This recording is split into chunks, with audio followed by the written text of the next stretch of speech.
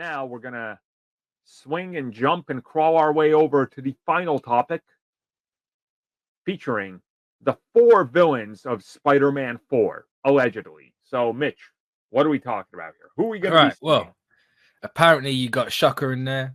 Uh-huh. You got Scorpion in there. You have Kingpin. And you also have Venom. Apparently. Apparently. And there's also been a rumor Black Cat might appear in this thing as well. So I don't know. Or at least Felicia. So we'll see. That wouldn't surprise me in the slightest. Anything to not do Gwen, because Marvel hate Gwen. Yeah, that seems true. So let's rewind it a bit. So Spider-Man 4 might feature 4 villains, but also it might be a multiverse film. Is that? Well, Venom's the multiverse bit, right? Yeah. Like you keep keeping that element in there, and you're gonna do some stuff with it because it's like, oh yeah, we're a multiversal hive mind now. But then, how do they hypothetically bring back Andrew and Toby? Because that's what all the insiders have been saying. They're 100% returning, like it's a multiverse film. Are you sure? Oh, is it just? Is there a hype? Well, you can't actually do it for Garfield. You can maybe make it up, but if it's that multiversal hive mind, you just be like, "Hey, this is a memory from Maguire's Spider-Man 3. Here's a quick flashback of Spider-Man 3." No. That's not what people want. They want that's what you're gonna get. They want new footage. Yeah, it's. I mean, then you showed a top hat guy walk past the Venom tank from TASM 2. Oh, not the gentleman or whatever it ended up being. Was it it was the gentleman, wasn't it? I think so. Yeah. What random ass pull that was, god damn. Yeah, it's one of those. The TASM on the mind, people. TASM on the mind. I don't know, like, I'm genuinely kind of worried about Spider-Man 4 because, like, Spider-Man No Way Home, Sony got their way. Obviously, that's the only reason Venom showed up in now was because Sony won with that argument that they had with Marvel, and Kevin Feige and Marvel Studios bent over backwards. I have a feeling they're going to try to do it again, and a part of me feels like they're going to try to shoehorn in more of what Sony wants or needs to succeed, and it's like, yeah, probably. It makes me less excited, and that's unfortunate. But yeah, because you just want the down to earth. Want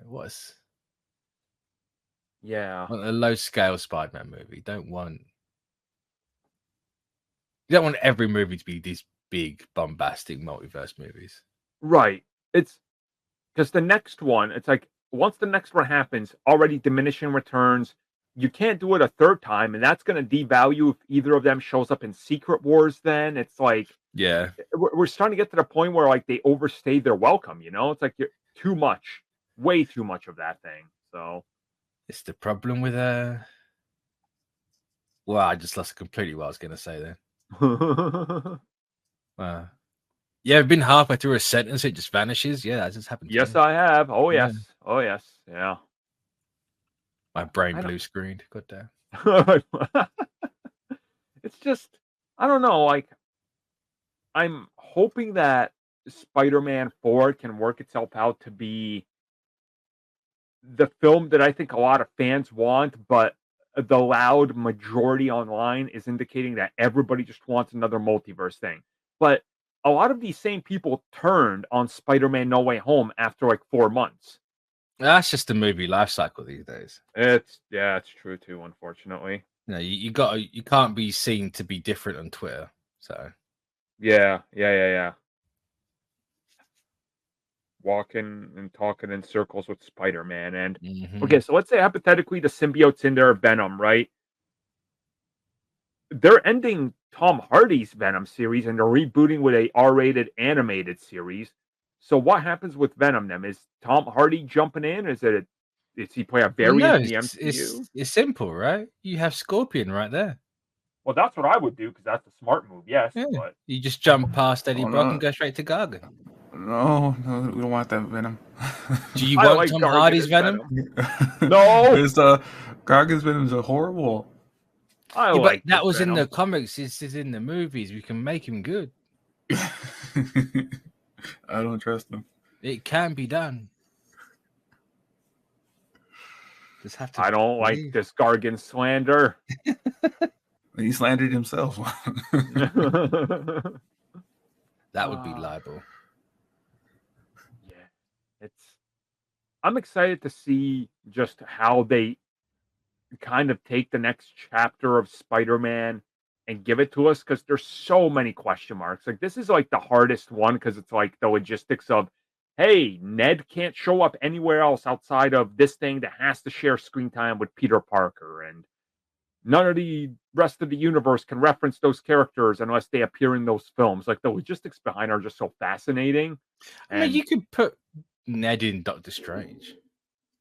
I mean, technically they could, but they got to okay it with Sony, and I feel like Sony's like, as we've seen, you know. Yeah, they had a chance. It's like, you can put Ned in this movie, but you can't put Kraven in. Like, X-Men. Like, what are you doing?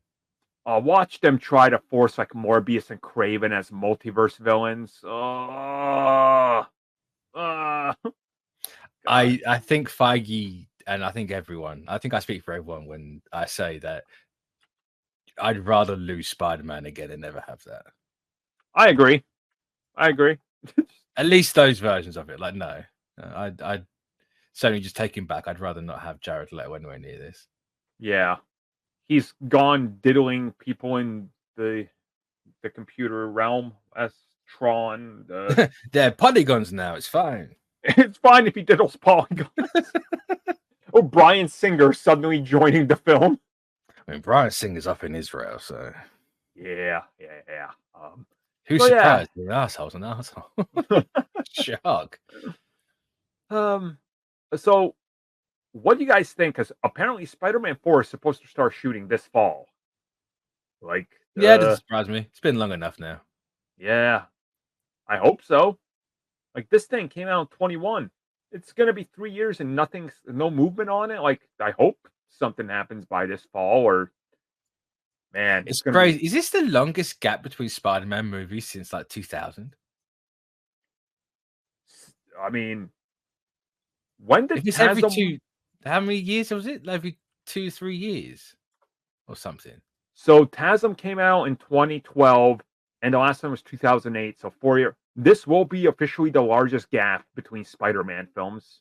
That's crazy. Wow, that's wild. Yeah. Huh.